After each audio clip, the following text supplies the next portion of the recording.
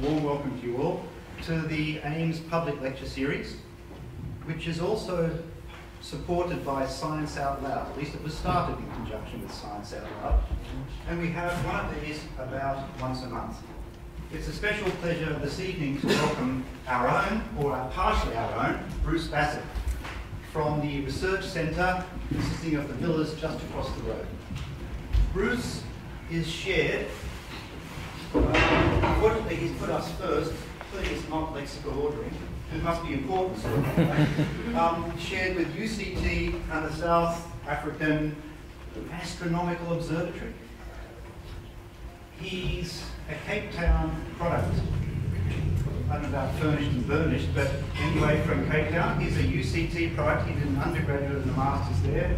Then went to Trieste in Italy, to the International Advanced Institute there to study the PhD. Dennis Sharma, actually I didn't know it was at Trieste. I thought he was at Oxford. So he must have been shared between the two in some way. Because we at Oxford thought he was there. He was for many years, and then, And after the PhD, went, I guess, with Sharma to Oxford for a postdoc for a year or so. And then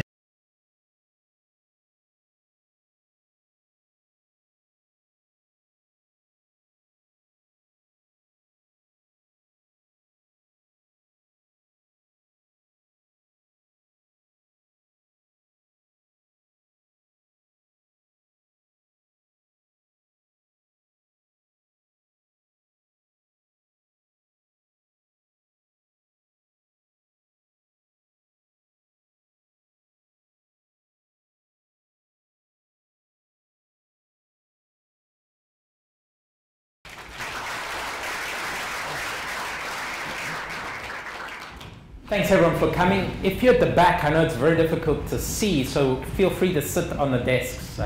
It may give you a slightly better view. So yes, I wanted to give this talk because I am fascinated by the changes the world is going through, and I think they're going to be some compelling changes in the next 10 to 20 years, and I'd like to give you my view on what those changes may be.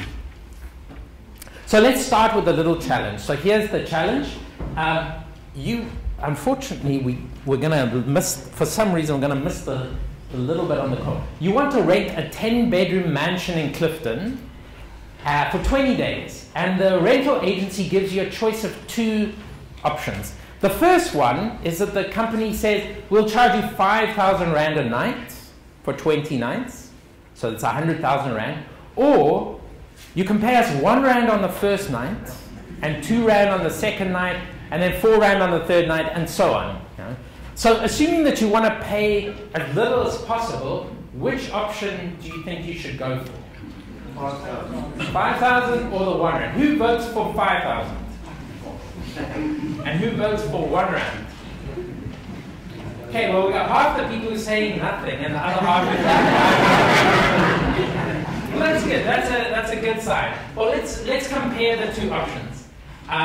In the first case, you pay 5,000 Rand every night. So after 10 nights, you paid 50,000 Rand. The other side has paid 127 Rand. So far, that group is looking very happy. After 10 nights, they're laughing at you having paid 50,000 Rand. They've only paid 127 Rand. But let's look. On the 9th night, the second group have to pay 256 Rand. On the 11th night, they now have to pay 1,000. On the 13th night, they're paying 4,000. So now maybe they start to worry a little bit. On the 15th night, they're suddenly paying 16,000 Rand. On the 17th night, 65,000. They're 262. And on the 20th night, they have to pay 524,000 Rand. They're not laughing anymore. And if you compare the totals in the two cases, the first, it was 100,000 Rand. In the second one, they pay over 1 million Rand. Okay. Starting from 1 Rand and just doubling. Of course, this is an example of exponential growth and the dangers or the problems with exponential growth.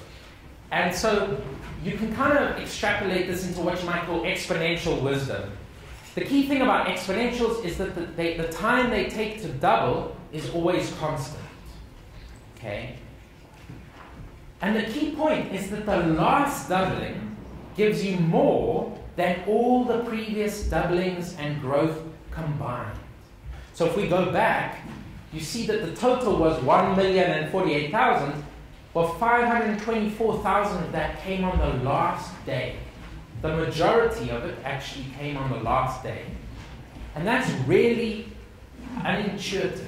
And it's something you have to remember when you're dealing with things that are exponential. The whole sting comes in the tail. The last doubling is always what hurts you. So, when you're dealing with exponential growth, you should never say, well, you know, so far nothing dramatic has happened, so it'll probably be okay in the end. Okay?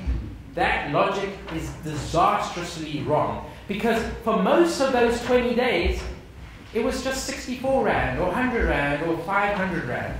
It was only in the last night that you paid 500,000 Rand. So, you know, whenever we're dealing with exponential processes, sometimes people say, oh, you know, so far nothing really dramatic has happened. I'm sure it'll be okay. Be very careful of that logic.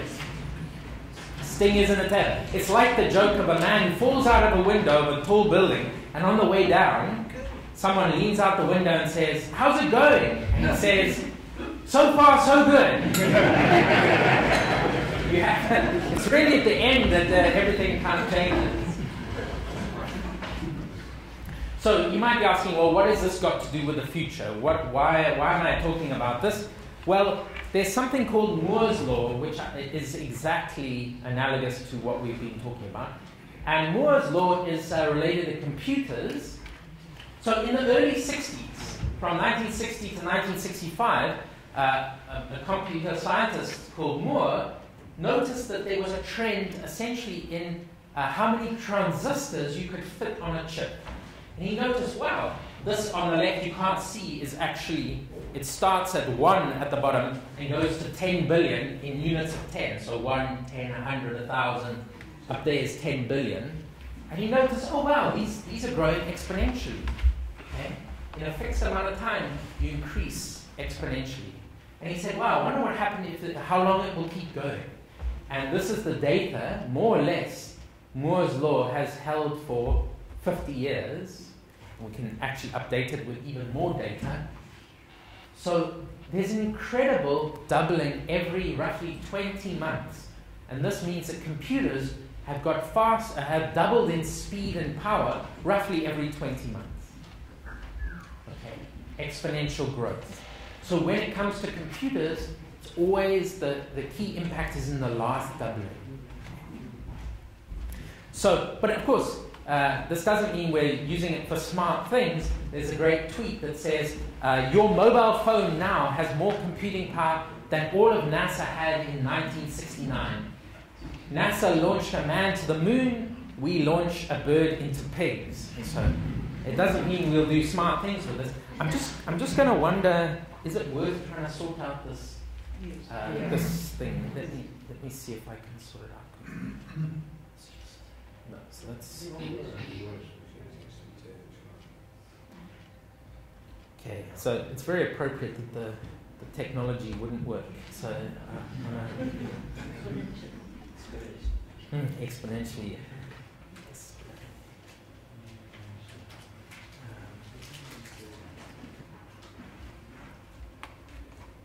Okay, let's see if that's better.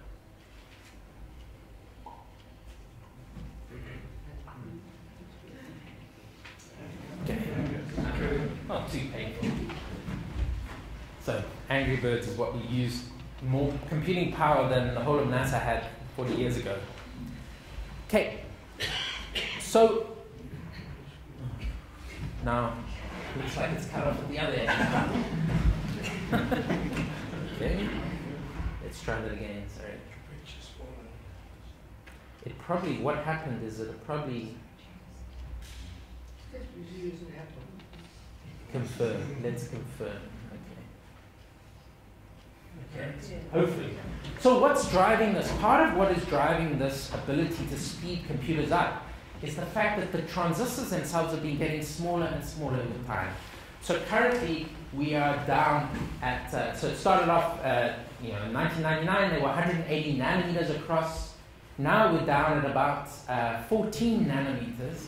To give you an idea of how small 14 nanometers is, this is a huge breakthrough this year. It was the first basically ever image of a hydrogen atom, the wave function. So this is imaging the quantum nature of matter now. And one of these atoms is roughly 0.02 nanometers across.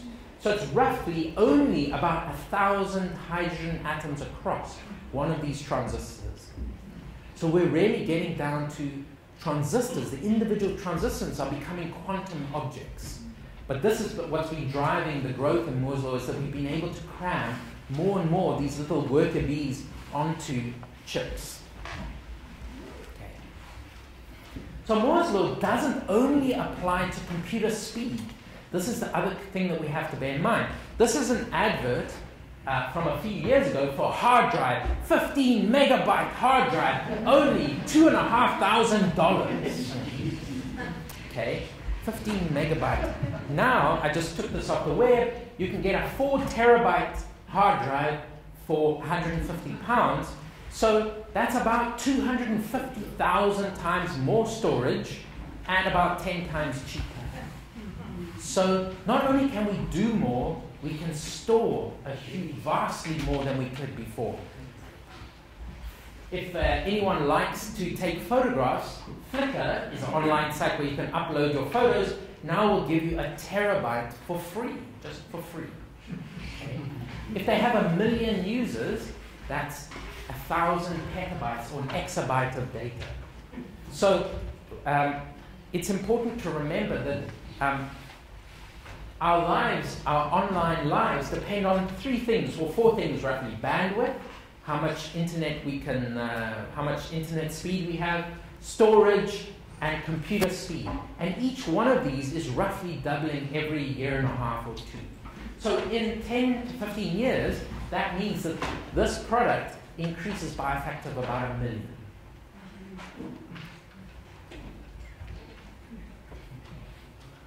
The data created by humanity is also growing exponentially.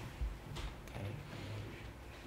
If you look at how much data the whole of humanity produced before the year 2000, it's roughly about 5 exabytes.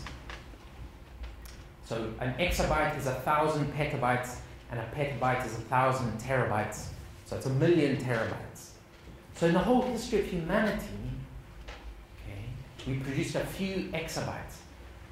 The SKA, the Square Kilometre Array, which is scheduled to come online, the largest radio telescope in the world, scheduled to come online in about 10 years, mostly in South Africa, will produce an exabyte a day.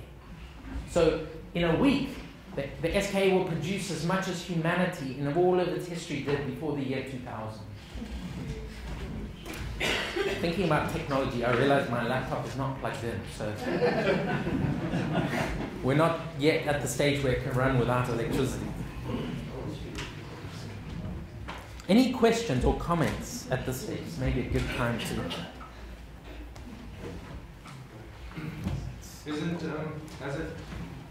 Isn't Moore's Law disproven now?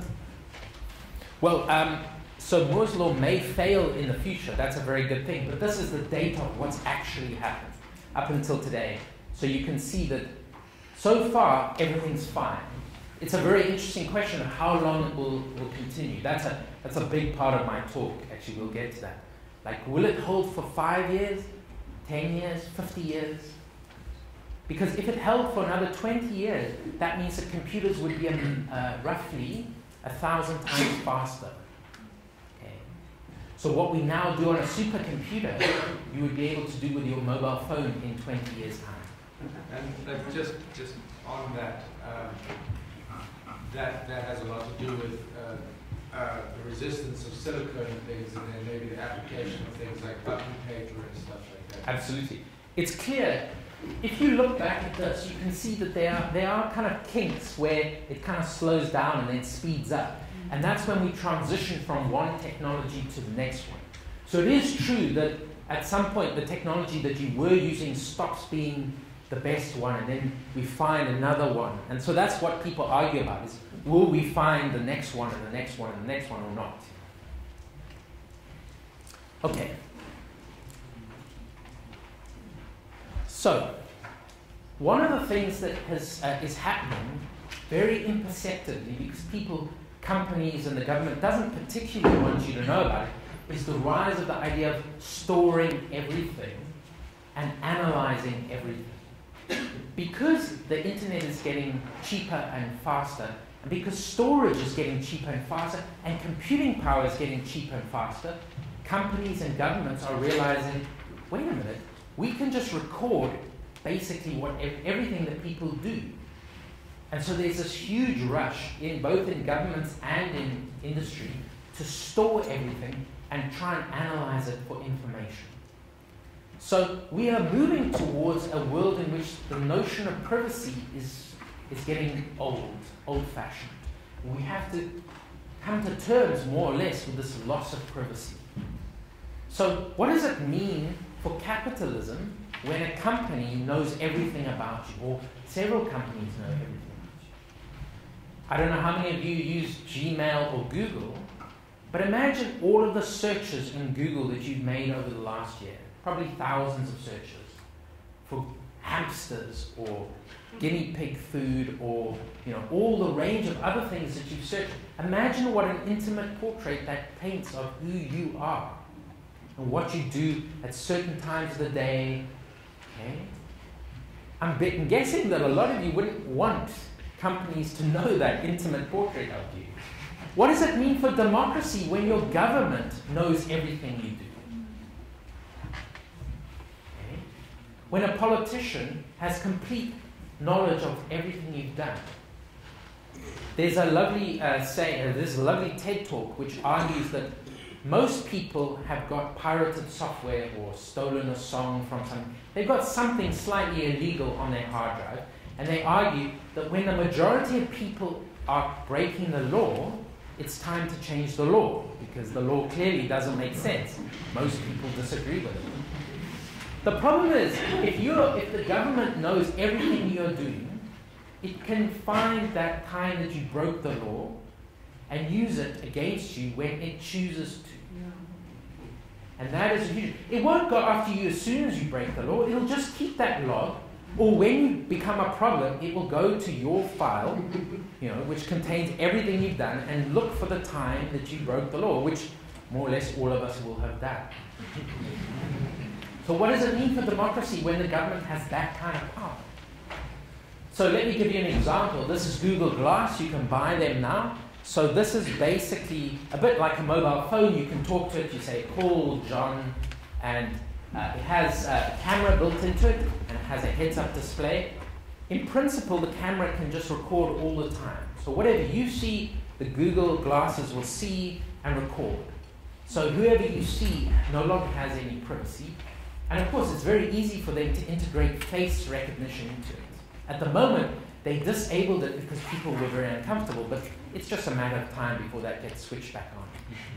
So imagine everyone walking around with cameras surveying you. There's no nation. Your bad headache will be captured for eternity on Google Glass. What I think is disturbing is that business will know us better than we know ourselves. Okay? There's a famous example in America, about a year ago or something, I can't remember exactly, a year or two ago, Target, who sell everything, they're a bit like Game in America, they asked their data scientists, can you tell us who our best client is? And the data scientists went and looked at the data and they found the answer. Who do you think their best client was? Newly pregnant women, because the newly pregnant woman has to buy so many different things. And then when she has a child, she has to buy a whole lot more, and it's very expensive. So then the next question was, can you tell us if a woman is pregnant before she knows? So they said, okay, wait, let's go and look at the data. And they had so much data that they said, okay, we found the answer. If a woman buys this group of 20 or 30 products, It signals a change in her hormones that with high probability means she's in the first trimester of pregnancy. So they were like, fantastic, thank you so much. They started running the program where they would send promotional materials to the women to encourage them to be loyal to. They would say, here's some discounts, come and shop at our store. They got a letter from a father who said, how dare you send material, pregnancy material, promotion material to my 16-year-old daughter. They apologized, thought, our algorithm obviously isn't that good. 3 months later, they get a letter from the father saying, you obviously knew something I didn't. So this is the danger, is that we may be communicating in ways that we are not aware of, but which the data can pick up very easily and use against us if business so chooses. The question is, who gets to choose how they use our data? Now let's look at the government. So this is the one of the most famous PowerPoint slides of recent times. It's from the PRISM program that Edward Snowden released. This shows, it purports to show, I should say, since I'm on camera, when different companies gave the US government access to their data that we thought was private. So Microsoft apparently was the first to cave, 2007, Yahoo, Google, Facebook, PayPal, YouTube, Skype, AOL, and Apple in 2012. So this is when the US government got access to all of their data. So now it's no longer considered secret that the US government reads every single mail that goes through American internet services, which is the great majority of emails. So that for Americans, what upset them was not that the government was reading the whole world's email, it was just that they were reading American emails. But for me, for $20 million a year, they're able to scan everybody's emails. And for sure, all governments around the world, presumably, are trying to do the same thing. I'm sure the South African government would love to do this. I don't know if they are, but they would love to try it. So what does it mean when your government when every government in the world is reading your mail? When I was a student, I used to use a program that had a little feature that you could click some buttons and it would add a little appendix which would say things like, hi to my friends at the NSA, and add random conspiratorial words at the end. In those days it was considered a joke. Now we know it's true. It's not even, people are not even outraged. It's like, oh yeah, they read all our mail. So now add that information, all of this information being available, to developments like this. So this is a drone. It's flown by a human pilot, but the pilot is usually somewhere in America, and these fly somewhere in Pakistan at the moment, or Afghanistan. But we are very close to the time when these drones will not need a human pilot. They will just run by artificial intelligence. And they will just use their onboard computational power to make decisions. And of course, they've got weapons. So they will decide, okay, it's time to kill that person. Or, I think the risk is sufficiently low that we'll bomb that building because there's the collateral damage is acceptable. So there's a very nice TED talk. Daniel Suarez, the science fiction writer, he has this TED talk where he says, we should have a new Geneva Convention, as it were, that robots and drones shouldn't be allowed to make a kill decision. It should be always go through. North Korea, on the boundary between North Korea and South Korea, they have robotic machine guns that don't need humans. They will target and kill. So if you've seen Terminator, we're not very far from Terminator level skills, actually. Slightly even more disturbing, here's the hummingbird drone. It's a tiny little thing that can hover. Now imagine that with a small explosive charge inside and a swarm of these things, each with a small amount of artificial intelligence. Maybe with a camera with facial recognition. You're walking down the road, this thing decides you look very similar to a target that they want to eliminate. We're not sure, is an 85% match or 95% match? we're going to decide, the thing decides, let's kill, because we really want to kill, whoever. And if we have to kill 5 people who sort of look similar. So I find this very disturbing personally. Partly, of course, Daniel Suarez makes the point that this is no longer limited to governments. You can buy a drone for a few $100s, a few thousand rand. The software is free. A lot of the software is free. You can make your own weapon. So we can see the rise of these of weapons, non-local weapons that can travel, not just for governments, but for companies, assassins. So it's a kind of brave new world in many ways. There are other things that you might be worried about the way the world is heading. This is the famous, well, I think it's quite amazing, the flash crash at 2:45 p.m. So in 2010, the Wall Street, the Dow Jones, lost nearly $1 trillion in 1 minute. Okay? You can see here, it was going along, kind of opened, this is in the morning, kind of went along, and then suddenly whack. Fortunately, within 3 minutes, it had recovered most of that. But basically, no humans were involved. This was all computer orchestrated. The system they had stepped in with a 5-second pause. It just shut down all the stock market for 5 seconds, and after that, the stock market was able to rebound. The pressure was taken off. But what's happened is that you have these swarms of machines that buy and sell, and they watch each other. So there's this crazy competition going on. But nowadays, more than 75% of trades on Wall Street are done by computer.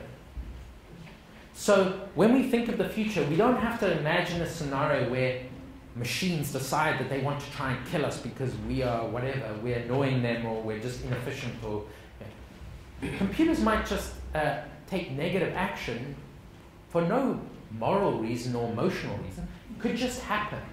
The law of unintended consequences.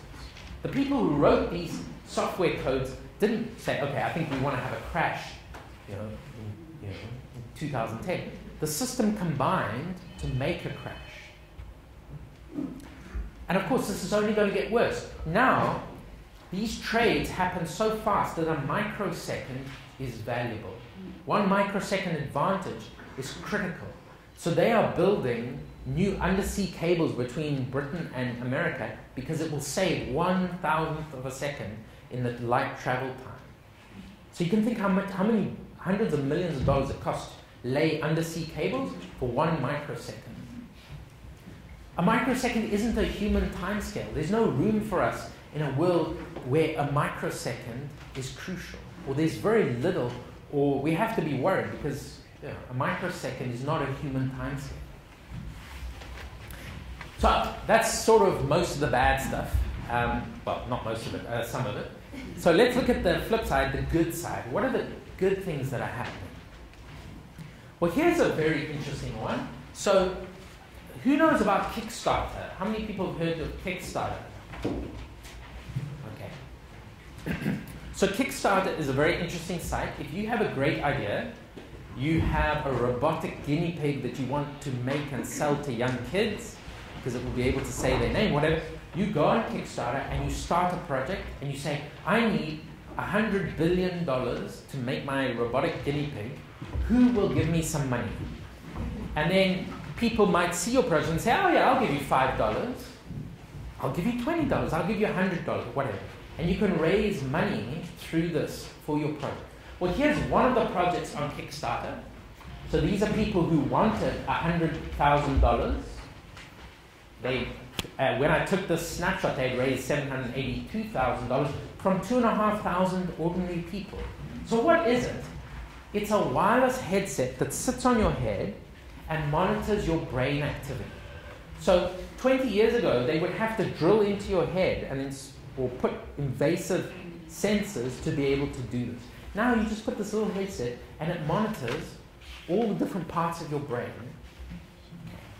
Now, why would you care about that? Well, you can train it that when you think a certain thing, it actually means switch the coffee machine on. Okay? Or, switch on the kettle. You can start to hack into your own brain. You can start to connect what's going on in the inside of your brain to the world outside you without going through your hands, your tongue, your lips. More than that, you can start to follow your brain and look at yourself and go, that's what happens when I get stressed. My brain starts to do that. Or that's what happens when I relax.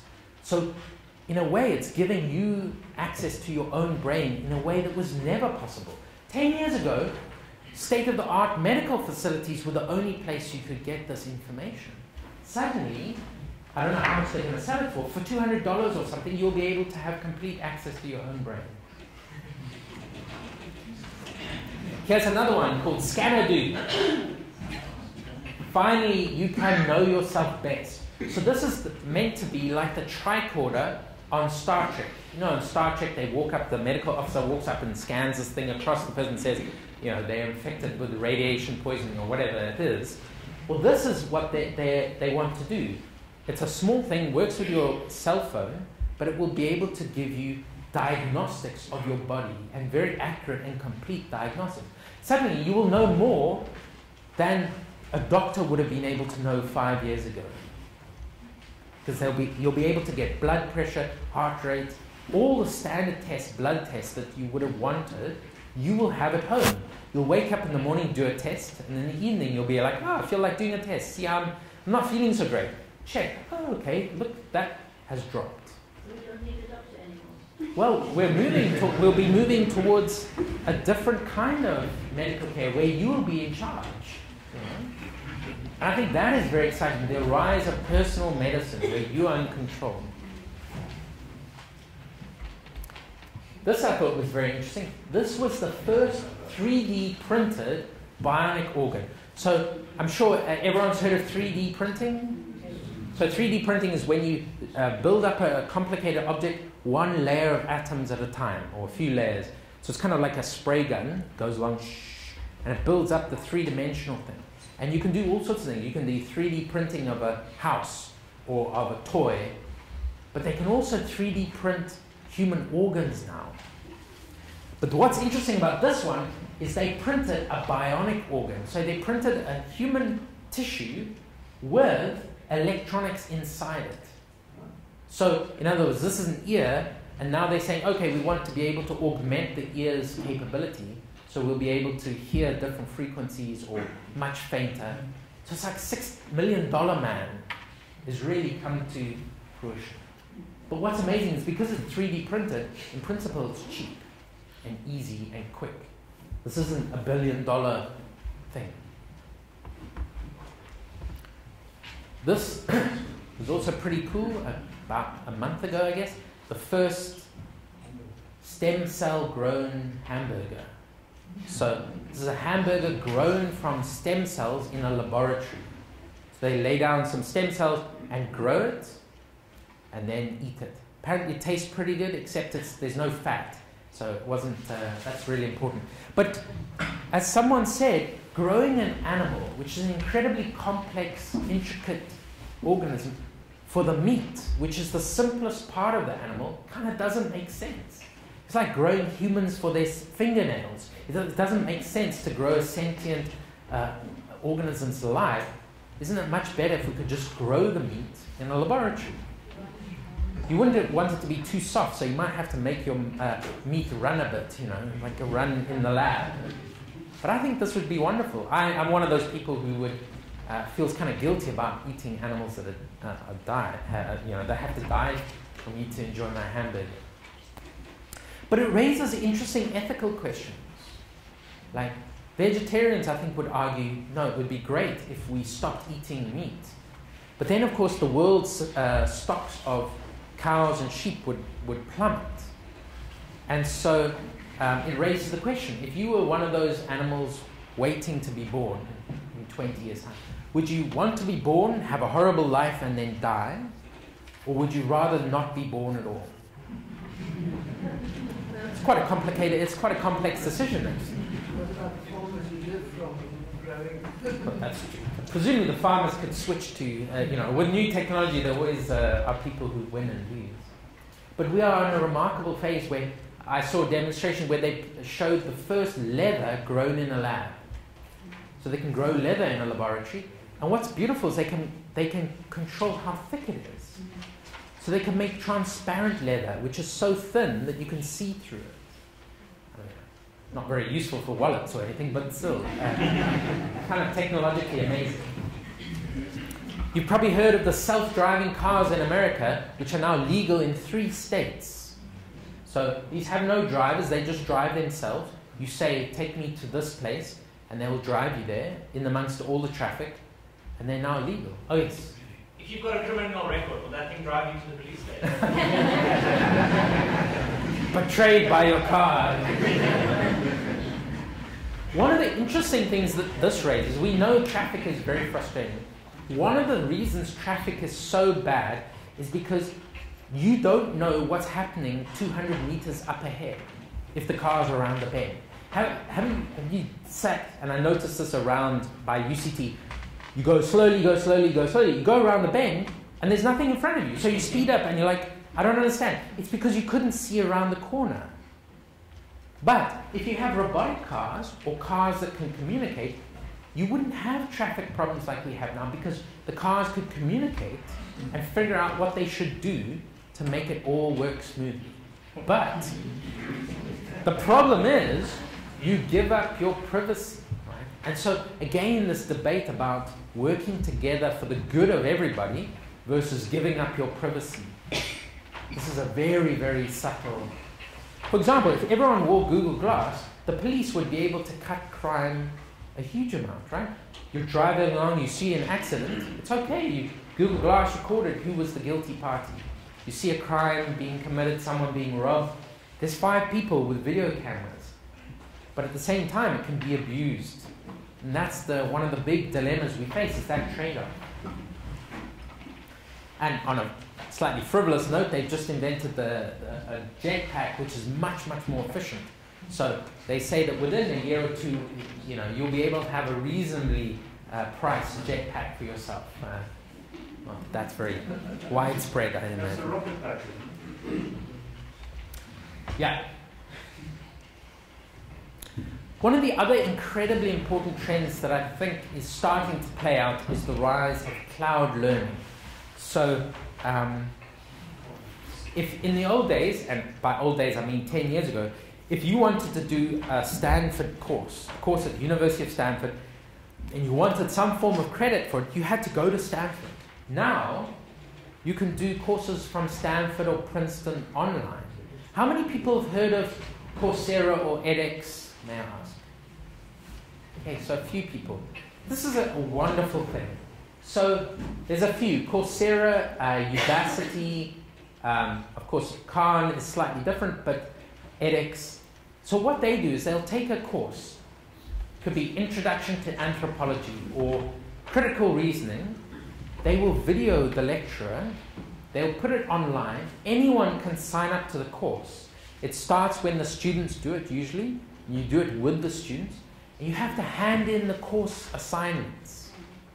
And then a computer will mark your assignment, or it will be given to other people doing the course, which they show is actually quite an accurate way to mark. And then if you do all the requirements, you'll get a certificate that says you passed the course. So if you want to learn how to program computers or do car mechanics or any of the courses that they offer, this is incredible.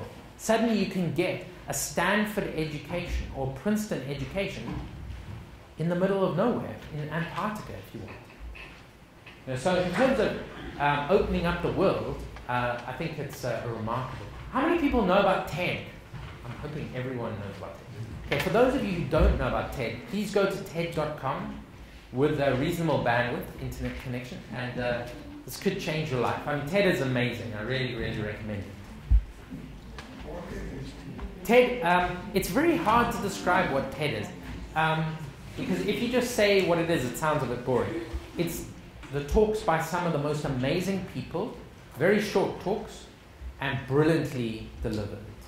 So incredibly inspiring talks, I would say. So here's a slightly different but very interesting thing called gamification. So the idea behind gamification is that if you can convert something into a game, people will love it. And they will spend hours and hours and hours doing it. So apparently, people spend more time every year playing solitaire on the computer than it took to build the Suez Canal. So it's incredibly effective if you can get people to play a game while doing something useful. So here's an example of something called Fold It. They took a problem in AIDS research about how proteins fold, converted it into a game, and within a very short time, a couple of weeks I think, the people who were playing the game had solved the problem that the researchers had struggled to solve for years. Because it was a game, so people were playing, trying to beat their best score. There's another game called ESP. So in other words, when you log into ESP, you get given an image and you get randomly assigned to someone else who's seeing the same image. So what's the game? The game is you both enter one word to describe that image, and if it's the same, you both get points because you both got ESP. But what's the game really doing? Can anyone figure it out who doesn't know already? What is that game actually doing? Assassination? No, nothing. Oh, associations. Yeah, partly yes, but why? For what potentially money-making purpose could you use it? No. Not advertising? No. It's for classifying images. If you give a computer a photograph, the computer has no idea what's in the photograph. But here come people to play for free, and they'll tell you what's in the photograph. Because when the people agree, then the computer goes, oh, it's a photo of a dog. And then it moves to the next one. And they worked out that they could classify the entire Google image database in a matter of a couple of months, just getting people to play for free. So anyway, this idea of gamification is very powerful, and it takes advantage of evolutionary biology. We have evolved, if you believe in evolution, we have evolved to compete. That's the thing that joins us all, is that we love to compete. Survival of the fittest. So we know how to play games, and we enjoy it. It's natural. So you can get people to do things for free by converting it into a game. And in some cases like this, it can actually be incredibly useful. Here's something that I find fascinating. This is Adam, the first ever robotic scientist. 10 years ago, Adam made a remarkable breakthrough. It was the first contribution to human knowledge, to knowledge of the universe, made not by a human. So this computer, basically, it has a cycle. It comes up with an idea. It develops an experiment to test the idea. It does the experiment. It then analyzes the data, and then it changes its idea. Exactly the scientific method. And you can, if you go online and search for Adam the scientist, you'll see a video of this thing working. It studies yeast genomics, so it studies the gene of the yeast and other things. But the beautiful thing about this machine, it may not be creative as we would say define creativity, but it also doesn't need to get a job. And it doesn't have to try and beat the other machine, and it has no ego. And those things actually, unfortunately, do play a role in science at the moment. So people change their data where it doesn't quite fit the theory, sometimes. Not always, by no means. In fact, it's really a minority, but it does happen, because humans are human. We have these weaknesses. Scientists are human. So as computers get exponentially smarter, we will see the rise of machines doing jobs that in the past were thought to be the domain of humans. And so as a scientist, it's interesting. If a computer can do your job better than you, what do you do? I'm not sure. Well, that's the thing. That's the first answer, is to start programming the computer so you stay above the computer. I think it's similar to what happened with factories. In the old days, humans made shoes. Then machines came along, and they had humans to operate the machines. But it's always going to get harder and harder. The need for the humans is going to become more specialized, and you won't need simply so many people.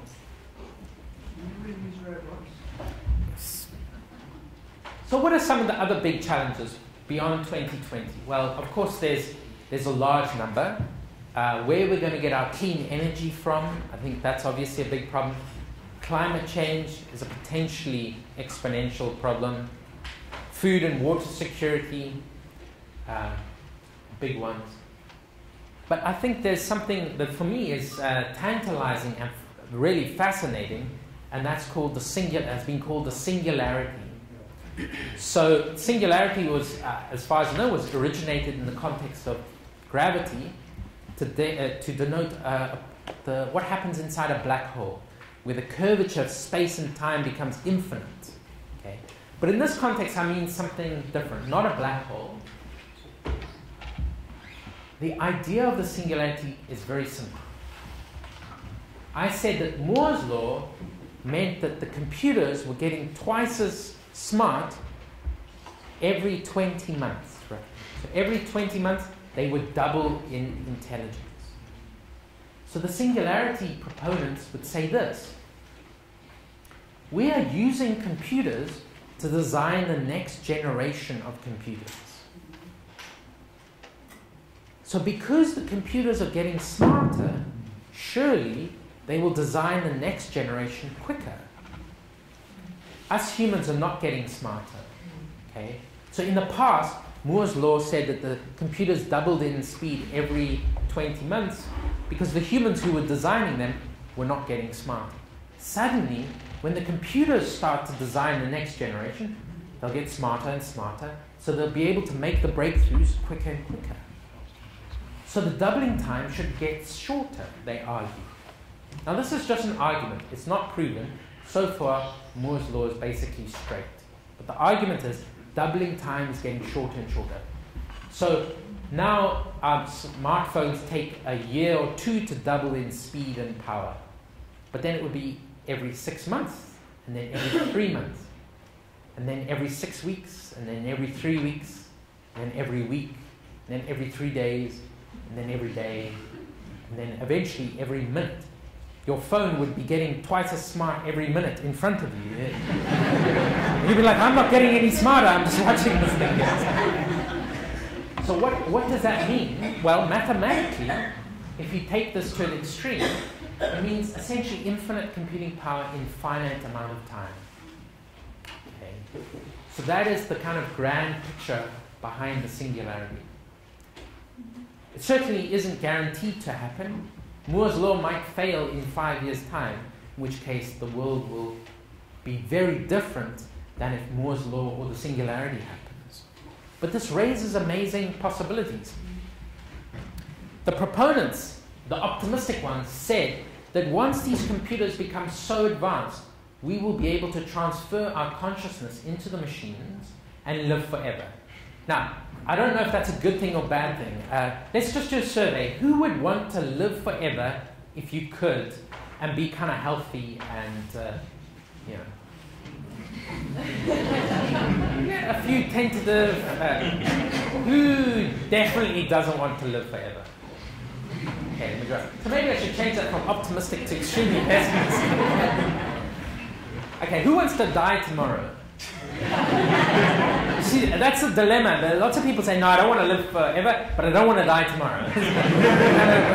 It's a little bit of a challenge.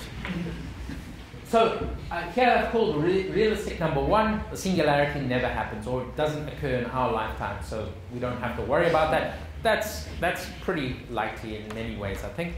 The realistic one is slightly dark. It does happen, but it only is for a few people.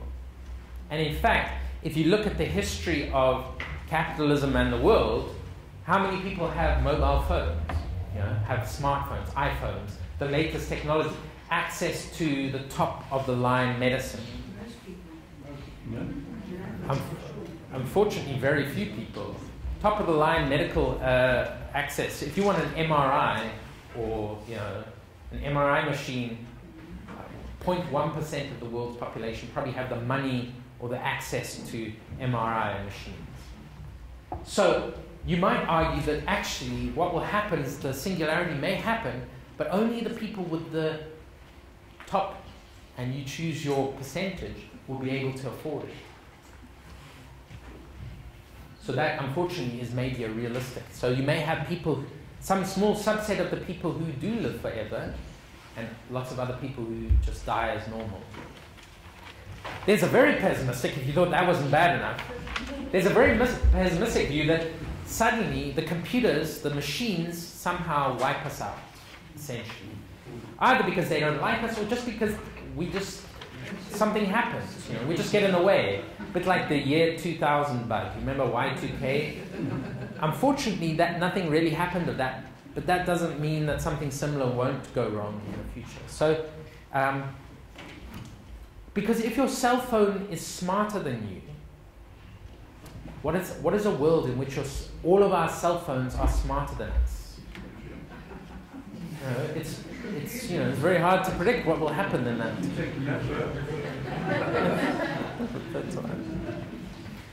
There was a cartoon in which someone was basically making the point that if your computers start to act up, you can just unplug them from the wall. The problem is with the rise of humanoid robots, as you probably, I didn't mention them, but they now have robots, and with those drones, your computer will be encased in steel-plated armor and won't like you to try and unplug it. It may not want you to unplug it. So, conclusion. I'm thinking that the smartphone is really smarter than me because I can't control it. So, in conclusion, I think really there's just a big question mark. Will Moore's law hold? If it does, or if it doesn't, those two worlds that we end up living in 20 or 30 years' time will be utterly and completely different. And at no real time in the past has there been, I think, such a dramatic difference. So, no real answers, just question. Thank you very much. Thank you.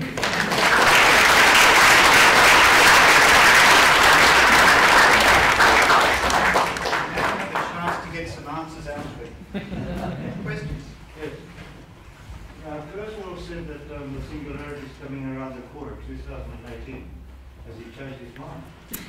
I certainly can't speak for him, but the last thing I saw, I think, is 2033. Certainly 2018, it's not going to happen. I think, Google and Neuroscience Institute in Lausanne are trying to build a computer with the same number of neurons as the human brain, and that will take a few years, and then that would be roughly same as one brain. But remember the thing about the exponential. Along the way, you can't go so far so good. It's always the last doubling that kills you, or that sets you free, or where the real impact is. What I don't understand is this uploading into the computer. Can you give us a little bit of that? Well, no one's really thought about it. But one thing that I didn't put up is that they have, for the first time, grown mini brains from stem cells. This was this week, in fact. You probably saw this announcement. They've been able to grow small mini brains, effectively. The other thing they've done is they've been able to interlace human tissue with metals. So this idea of truly cyborg, half human, half machine is coming to fruition.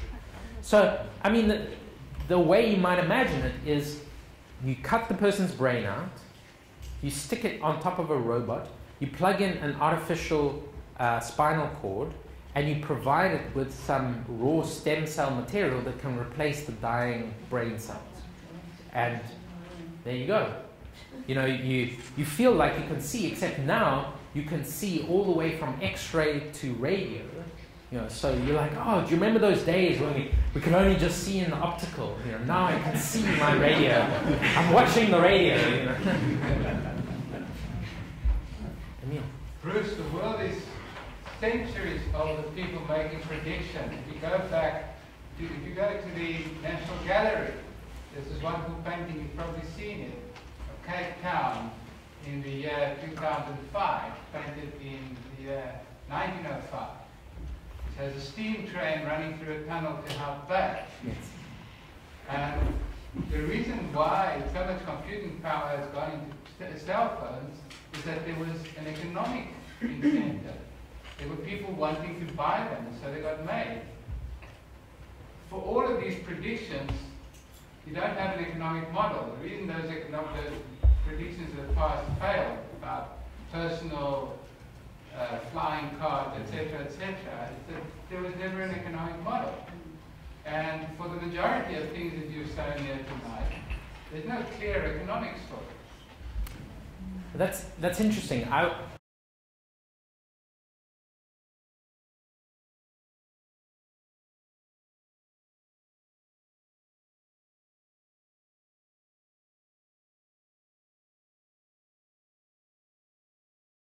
That has been proved to work. Well, that father of that 16-year-old may disagree. It's like mergers. Mergers don't work. I think I disagree, partly because humans love convenience. So one of the things that I worry about is the fact that if someone offers us something for free or conveniently, people flock to it. Facebook, it's free. We'll use that. Gmail, Google, it's free. There's an old cartoon that's saying, if it's for free, then you're paying the cost. You are the prize. You know, someone says, oh, it's like these two cows saying they're going into the abattoir and the food is free. It's great. You know. I think we have an arms race for development of computing power. If you think about a lot of the computing power now is in GPUs. That's driven by a kind of unpredictable thing, which was just games. Video gaming market has driven down the cost of GPUs. So I think that you're right. It's all economics driven. But the more the drive for faster computers, people every 2 or 3 years want a new laptop, and they'll typically go for the cheapest and fastest one, both of which are big drivers of Moore's law. So, well, it's certainly an interesting debate. I actually think that there is a real economic driver for this. And, you know, from the military side, from the drones and the robotics side, for example, which government wouldn't like to be able to send robots into another country so that none of their people get killed? In America, the biggest problem with going and attacking another country is not the ethics of invading another country, it's how many American soldiers were killed. If they can do that without getting any American soldiers killed, fantastic. Yes. I also feel the demand for someone who has no sight or no hearing or a malfunctioning heart or livers or lungs, and the processing power of computers is not strong enough, where the technology or the biotechnology is within our grasp, but the processing power is not strong enough. I believe that also gives enough economic drive to make faster, to invest more. And I feel that also will push Moore's law or wherever we will go in the future. Yeah, I think the rise of personal health is also a huge driver. You have a lot of people who have a lot of disposable income who are getting older and still want to be able to play tennis or still want to live longer, live healthily. So it's interesting. There was Emil. Coming back to the cybernetics thing. So in a couple of decades' time, we might be rejected from a job, not because we don't have the right qualifications, but because we don't have updated firmware in our brain. Absolutely. I wanted to write an April Fool's story about for employers that they can require their employees to wear one of these headsets, and every time they don't think about work, they stop being paid. And every time they think about something inappropriate, they get fined. But then I thought, my God, someone will jump on this and actually make it happen. So, I didn't do it. But it's scary that is, now with these brain things, it's not. The only thing stopping it is humans saying, no, we reject this, we stand up. Civil liberties and people getting together and deciding, no, this is not okay. I just want to ask one practical functional question. For instance, with Google, it's now divided into important and everything else. And and 99% they're actually right. But you're saying, you know, they're reading. It's only chat. I mean, it's the text which read it a lot. It's not really human being. No, it's all computers reading it. Computer reading it. Yeah. By the text, they find certain words or certain associations. Yes, and these artificial intelligence algorithms now are getting really smart, so they'll start to build a picture of who you are. So when a new mail comes in, they said, "Oh, you really love clouds and hamsters, and this is about, you know, hamster-shaped clouds. You're going to love this, you know." So it's more than just keywords. They really are building a personalized fingerprint of you. So the government, let's say, they're looking for a certain person or a certain category. They're going by these elements. Yes, or they'll look for associations. For example, there's a lovely analysis. If you look at the American War of Independence, in retrospect, they could have figured out very quickly who were the key people just by knowing who talks to who. So, you know, the networks of how communities operate and how you could disable that or how you could use that is now coming to fruition as well. So they can figure a lot out by just who you talk to, who you send emails to. So there was a question at the back. Yeah, Marcus. I'm just thinking of the system where they read the email and they have access to all this information. But the system is slightly based on the fact that we don't know that they're doing that. Because the moment you know that somebody is going to be reading things, then you can start spoofing it. And that could develop into a whole new industry. Yes, where I did. People who specifically whose job it is to make people believe something about somebody. Absolutely, and this is already a problem on the commercial side. You can, for example, you write a book, it goes on Amazon. You can pay people to write positive reviews about your book. So there are people who, you know, you can apply. And so now they're writing computer algorithms to try and detect the difference between real reviews and fake reviews. So if you think about it, what would be the difference between a fake review? If I ask you, I want you to write a nice review about my hotel in Guatemala, what will you do? You'll be like, "Oh, I had a great time at this hotel. It was really awesome." Whereas if you'd actually been there, you'd be like, "I loved Juan. He made the best cocktails ever." You'll be very specific. So there's a countermeasure. So it's kind of survival of the fittest. You get this thing. But you're right, but the problem is that spoofing may work for a year, but then they'll get twice as much computing power 2 years from now, which means you'd need twice as many people, but there won't be twice as many people. So it's a very short-term thing. You'll have to get computers to spoof. And which is, of course, is what's happening all the time. Chinese government, for example, have a very active hacking community who hack in. Of course, Americans have it, so everyone's trying to secretly invade everyone else's computers all the time now. The notion of being at war is now very blurred. Yes. Genetically modified food technology, what direction is that going in? So genetically modified food, I'm definitely not qualified to talk about in general, but there are amazing developments in genetic testing. One of the things you need to do is to try something different and see if it works. So this is what nature does with evolution over the last billion years. It'll try something and you'll find an elephant with 6 legs and it doesn't work and the elephant dies off. And then you'll find another mutation which does work. So that is a very slow process. But they're now developing techniques that allow them to try huge numbers of mutations simultaneously. And that will mean that it'll become very efficient. So when I said we're not getting smarter, that may not hold true. It may be that relatively quickly, soon, at least our children and their children will be significant. So in 20 years, we may face a generation who are 20% smarter than we are. Yeah, the gender gap. They'll be like, "You can only speak 3 languages. I can't talk to you." You know. So we had a question here. Yes, if people were opposed to a government spy, couldn't a whole lot of them get together and insert words that would be likely to trigger off the algorithm So they waste their time reading a whole lot of stupid letters. Absolutely. Put at the end of it, assassinate Obama. Exactly. I mean, 10 million people did that. I think I blocked their work. There is a program to do that. You can go online and join an army of people trying to do that. And that will work for a short time. But 2 years later, they will have twice as much computing power.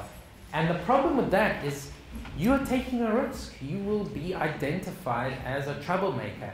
And then in 10 years' time or something, when they want to get you, so it takes real courage.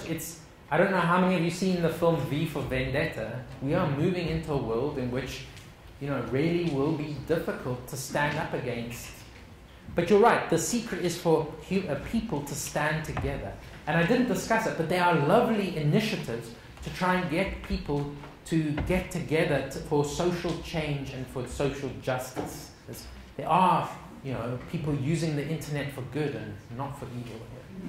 So we had one question here. I just want to get back to Moore's law. Mathematically and physically, there must be a point where you just can't go smaller anymore. What happens then? Have you any thoughts on that? Well, this is a very interesting debate. People argue, at what point is that? The absolute fundamental limit is a very long way away. I mean, if that would mean hundreds and hundreds of years, perhaps even more, of Moore's law to get to the truly fundamental limit. The question is, do we hit it earlier on? And you see, certainly the technology we use now will end. It won't work. But then the question is, will there be another technology that we can hop onto? So one thing I didn't talk about was quantum computers. So these are computers that don't do calculations in the same way that the normal computer does. Yeah, the idea of a quantum computer is it can do a vast number of calculations simultaneously. So, quantum computing is incredibly hard, but they've made amazing advances in the last couple of years. So it may be that quantum computing comes on. I don't know, Jeff, if you want to add anything. I don't. Okay. Sorry, there was another question there. Yeah, it's the genetic thing. Now, like you say, one can do a whole lot of simultaneous mutations, and you get lucky, with some of them. To what extent are computers going to control and predict and say, do that and do that, and create a master race and a labor race? Well, I don't know about the last bit, but certainly what you can do is, for example, you can start to build, in a computer, you can build a model of a molecule or of a gene or something, and then you can look at all the forces and start to play around with that, and then ask, what does that do? And so they will be using computers as well to do this modeling. And so, about the master race, I don't know. But certainly, there are now companies, of course, where you can look at your DNA. You can get your DNA scanned for a few thousand rand. And you'll be able to start to modify your own genes fairly soon, I think, your own genetics. Two questions. The one is, to what extent, and I think this is related to one of the earlier questions, to what extent is all of this exponential growth sustainable based on the resources that we currently have available? I mean, all of this technology operates because of the existence of certain minerals, which eventually will run out. That's the first question. And then the second, sort of looking at all of this technology and then looking at how far the African continent lags behind, where does this leave us? So the first question is quite hard. I think one of the reasons that electronics has proliferated is that at some level it's very cheap. If your computer becomes twice as fast, it doesn't have much impact on the world around. It's not like our cars drive twice as fast. So that it has a much smaller physical footprint. Now, China and America are engaging in a race for rare earth minerals, so rare metals. So there definitely are these resource-related issues in the background. It's hard, I'm not sure I have anything particularly sensible to say. I don't think that would be the limiting factor. I think the technology is more the limiting factor.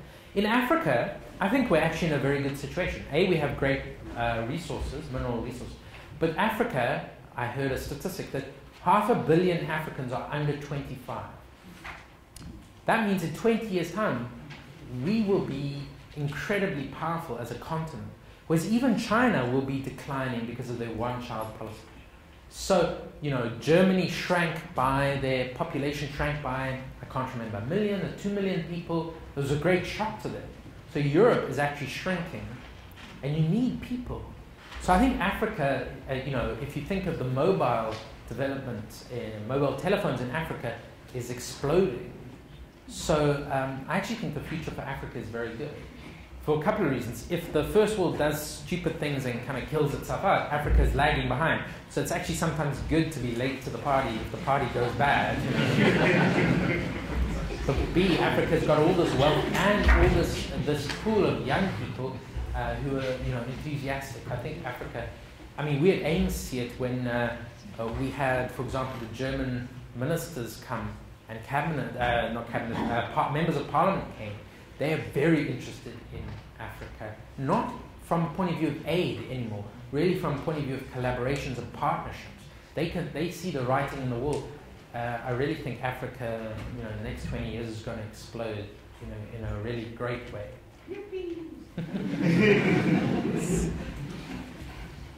Okay, I'm being pointed at in terms of time. More questions? Right. Well, in the last hour, since Bruce has been talking, the future's changed. So clearly we need to hear him talk again. We're looking forward already. Bruce, thanks very much.